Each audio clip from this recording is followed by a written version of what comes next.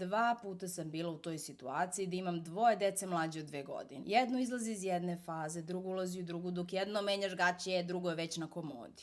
Si stalno sama sa njima, bukvalno si non stop pod stresom. Ali svetlo na kraju tunela je kad mlađe napuni godinu dana i od tad sve ide lakše.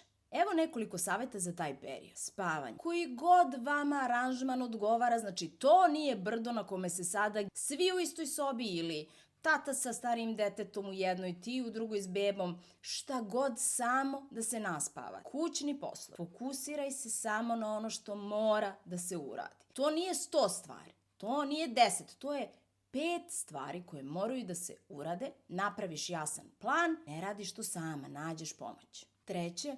Računaj da će biti dana, meseci, kad ćete hteti da se razvedete. Pod stresom ste, normalno je. Pizdećete jedno na drugo. To nije razlog za razvod. Postavite unapred neka pravila za te krizne situacije. Priprema je važna, ali stvarno ne možeš za sve da se spremiš. Veruj mi.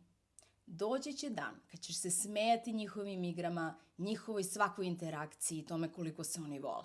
Ma to je komedija u kući, ne treba ti Netflix, a i nemaš kada ga gledaš. Ali ako želiš više detalja i praktičnih saveta, šaljem ti u newsletteru, prijavi se u opisu profila.